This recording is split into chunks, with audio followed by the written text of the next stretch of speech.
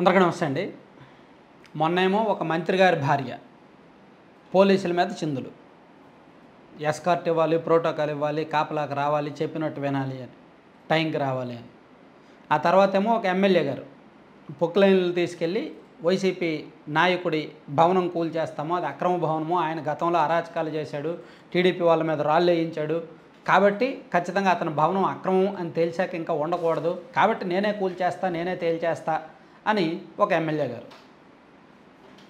ఆ రెండు సెటిల్ చేసుకొని వాళ్ళిద్దరికి క్లాసులు పీకి వాళ్ళిద్దరితో ఫోన్లో మాట్లాడి పరిస్థితి అర్థం చేసుకొని వాళ్ళ వివరణ తీసుకొని సముదాయించేలోపే మంత్రి గారి భార్య ఎమ్మెల్యే ఇప్పుడు గ్రామస్థాయి నాయకుడు నాకేం తక్కువ అనుకున్నాడేమో. మేము అధికారంలో ఉన్నాము, అధికార మదం మాకు నిండా ఉంది, అధికార అహం మాకు తలకెక్కింది, వైసీపీ వాళ్ళకి ఎలాగైతే అధికార మదం తలకెక్కి అధికార అహంకారంతో విర్రవీగి దిగిపోయారో మేము కూడా అదే దశకు వెళ్తాము.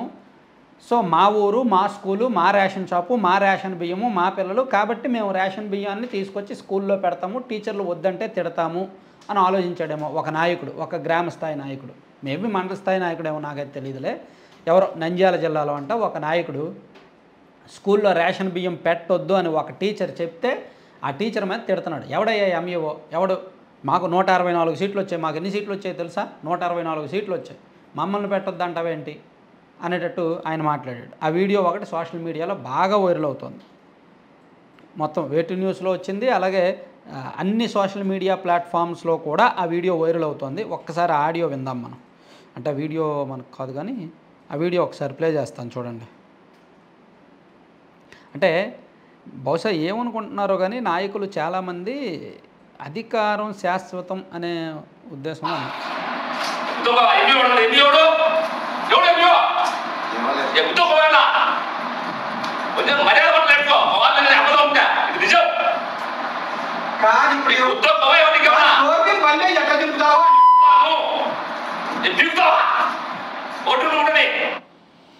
ఎవడయ్యా ఎంఈఓ ఎవడో అని చెప్పి బళ్ళో ఎట్లా దింపుతావు అని చెప్పి అక్కడ టీచర్ అడిగితే మేము దింపుతాం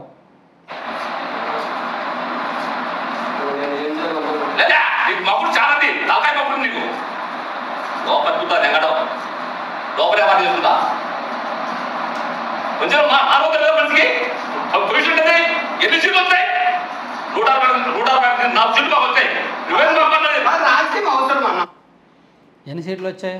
164 సీట్లు మాకు వచ్చాయి, నువ్వేంది చెప్పేది, నువ్వెవడో చెప్పేది అని పాపం అక్కడ టీచర్ మీదకు నోరేసుకొని పడిపోతున్నాడు ఆయన.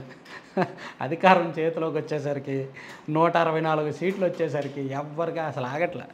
నేను ఎన్నికల రిజల్ట్స్ వచ్చిన తర్వాతే చెప్పాను, ఆంధ్రప్రదేశ్ ప్రజలు ఇస్తే అతివృష్టి లేదా అనావృష్టి, ఇస్తే 150లో 160లో ఇచ్చేస్తున్నారు, ఇవ్వకపోతే మరీ తక్కువ ఉంటుంది. దానివల్ల ఏంటంటే అధికార పార్టీ వాళ్ళకి మదం పెరిగిపోద్ది, కొంతమందికి పెరిగిపోద్ది.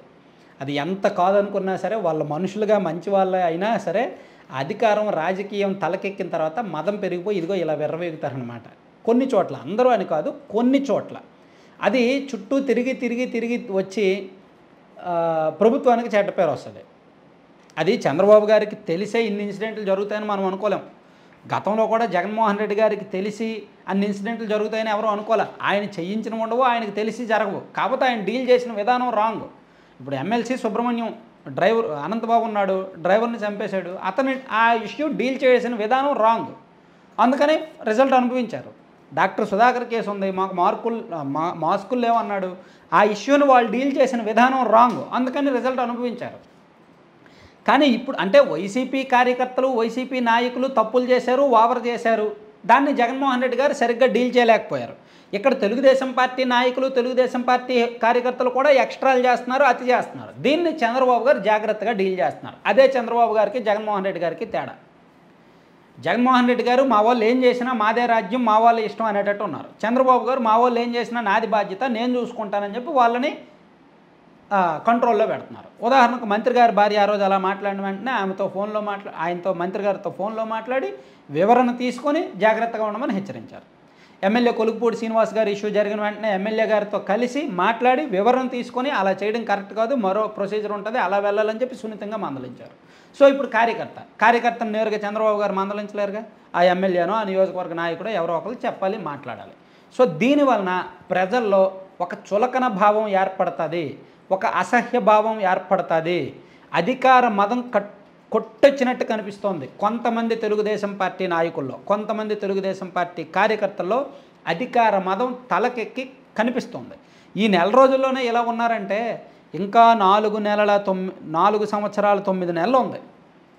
4 సంవత్సరాలు 9 నెలలు మళ్ళీ ఈ ఎలక్షన్ కోడ్ రావడానికి, ఈ స్పీడప్ అవ్వడానికి. ఈలోగా ఇంకా ఎన్ని దారుణాలు, ఎన్ని ఆకృత్యాలు చేస్తారో. వైసీపీ వాళ్ళకంటే మించిపోయేలా ఉన్నారు వీళ్ళు ఈ స్పీడప్ చూస్తుంటే. వైసీపీ వాళ్ళు ఇళ్ళకెళ్ళి కొట్టడము, రాజశేఖర రెడ్డి గారి విగ్రహాలు తగలబెట్టడము, ఆ చేతులు నరికేయడము, ఈ దారుణాలన్నీ చూస్తుంటే వైసీపీ వాళ్ళకంటే మించిపోయిన రాజకీయ తీవ్రవాదుల్లో ఉన్నారు వీళ్ళు. కొంతమంది గురించి మాట్లాడుతున్నా, అందరి గురించి మాట్లాడట్లా. మళ్ళీ ఏమనంటే వైసీపీ వాళ్ళు చేసి మా పార్టీ మీద వేస్తారేమో అని చెప్పి కవరింగ్లు. సో అది కరెక్ట్ కాదు. చంద్రబాబు గారు, నారా లోకేష్ గారు, పవన్ కళ్యాణ్ గారు వాళ్ళ కష్టము, వాళ్ళ ఆలోచన, వాళ్ళ షార్ప్నెస్, సో ఇవన్నీ కూడా అర్థం చేసుకోవాలి. అలాగే రాష్ట్రంలో చాలామంది కార్యకర్తలు కానీ, నాయకులు కానీ పార్టీ కోసం త్యాగాలు చేసి కష్టపడి ఈ స్థితికి తీసుకొచ్చారు. కాబట్టి ఇటువంటి చిల్లర వ్యవహారాల కారణంగా మంచి పేరు పోద్ది, నమ్మకం పోతుంది. అది మంచిది కాదు. Thank you.